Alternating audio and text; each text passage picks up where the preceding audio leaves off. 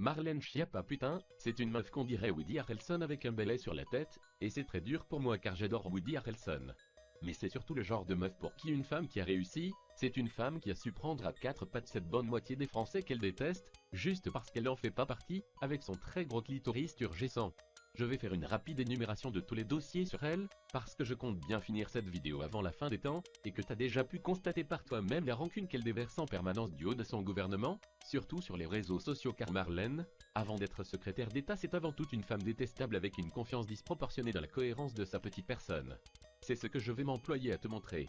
Du coup je citerai pour mémoire le fait qu'elle ait écrit un livre dans lequel on a appris que les grosses faisaient de meilleures pipes, signe d'un féminisme exemplaire du niveau des meilleures vannes d'Orelsan, qu'elle a voulu pénaliser des trucs aussi cons et difficiles à prouver que les regards appuyés ou le harcèlement de rue, trucs auxquels sont insensibles tous les connards qu'elle nomme pas et qui pourtant sont les premiers coupables, mais qui plongent tout le monde dans une parano malaisante, le fait qu'elle consomme sa vie de couple comme un chef d'entreprise jusqu'à prendre ses filles à témoin dans des livres graves le tiré du fond du slip, dont elle fait en plus la promotion avec tes impôts, le fait qu'elle supervise un compte Twitter de soutien spontané de la très spontanéité du peuple en faveur de son action qui s'appelle Spontanément avec Marlène, dont même Check News a bien du mal à démontrer que ce n'est pas son conseiller Mathieu Pontecaille qui en est l'administrateur, que Marlène c'est celle qui a accusé ce bon gars qu'est Jean-Claude Van Damme de mansplaining alors qu'il sait juste pas bien s'exprimer mais le fait toujours avec bienveillance, celle qui est hypocrite au point de dire qu'il faut rire de tout et être libre tout en encourageant les dénonciations staliniennes jusqu'à vouloir lever l'anonymat des contributeurs à une cagnotte de soutien vraiment spontanée pour le coup, qui invente des violences obstétricales sur des chiffres bidons,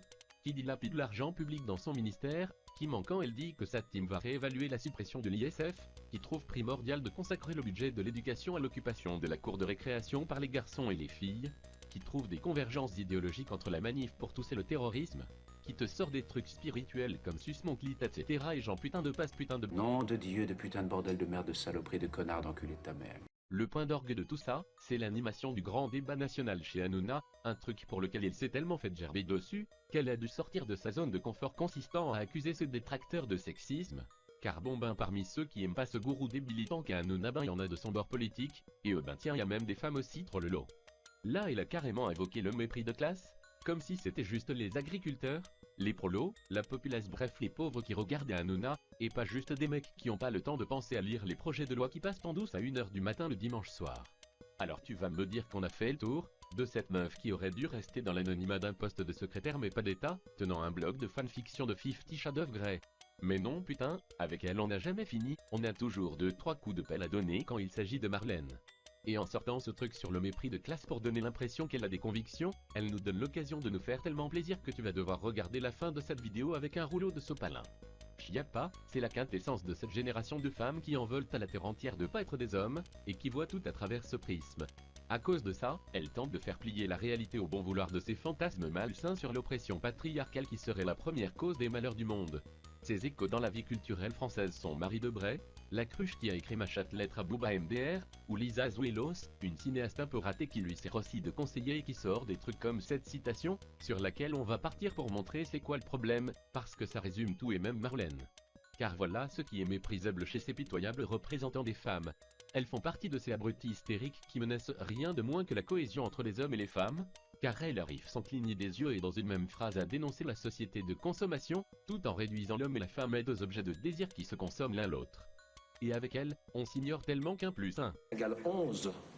Et ça c'est beau. Leur discours, elles essaient de le justifier par un construit idéologique quand même, parce que même une enflure a besoin de se mentir à elle-même, et de se croire rationnelle pour pouvoir bien dormir la nuit. Ainsi Marie Debray trouve des similitudes entre son vagin d'esclave et la bite d'esclave de Booba, et rêve l'un dans l'autre d'unir leurs destins oppressés, certainement jusqu'à ce que le mec lui foute une claque dans sa gueule de féministe sous phéromone, ou la quitte pour une meuf moins chiante. Marlène de son côté te sort de nulle part que se libérer du RSA, c'est ça l'émancipation de tous les travailleurs de l'univers de l'amas de la Vierge Poisson Baleine et tout, et que c'est ça sa conviction politique pour nous le peuple.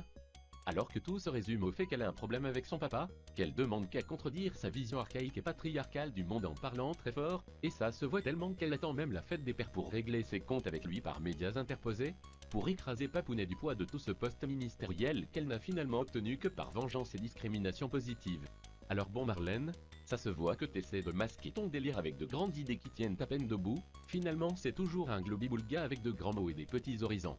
Mais pour le coup c'est monsieur Jean-Marc Chiappa, ton franc-mec trotskiste de Peppa, ton chiapapa, qui a pas hésité la dernière fois à donner en public à sa greluche de fille une petite leçon. Et comme tu parles de mépris de classe, ben je te la ressors. Voilà bon, popopo, bouyakacha et tout, c'est ce que j'appelle un coup de genou dans les burnes de ton marxisme hormonal. Car Marlène, ça peut décidément pas faire du bien d'entendre de son propre Peppa, dont la culture se résume pas à Hanouna ou à Zuelos, que t'as rien compris à cette idéologie de gauche à laquelle tu tentes de raccrocher ta conscience. C'est pour toi un label, t'es hors sol ma pauvre fille, et c'est pas la première fois que la réalité te met des tacles cul nus. Comme papa te dit, tu représentes pas ceux qui travaillent, tu représentes même pas les mecs qui regardent Hanouna, mais ceux qui pensent que les Français sont tous dans la salle d'attente des futures petites bourgeoises comme toi, qui croient que la vie se résume à créer des startups à fort potentiel de mes couilles sur ton front, juste pour donner tort à son papa. Même des autres femmes, je pense que t'en as rien à foutre. T'es tellement en marge bordel, c'est merveilleux, je te prédis un jour un poste de Premier ministre nom de Dieu. Cette caricature de contradiction mon pote, qui fait qu'elle peut citer Marx et se prendre une bite molle de trotskiste dans les fesses en même temps, ça vient tout droit du fait qu'elle laisse uniquement parler la frustration qui résume sa vie, au risque de donner raison à Schopenhauer. Car ça fait de Marlène la synthèse des idées reçues que les plus misogynes ont sur les femmes. S'il y a des filles dans la salle, je suis sûr que vous voulez pas que ce soit ça qui vous représente. Du coup voilà, heureusement papa lui a mis une petite fessée devant tout le monde, pour tout remettre à sa place, et ça fait zizir putain. J'ai déjà vu des faux culs, mais vous êtes une synthèse.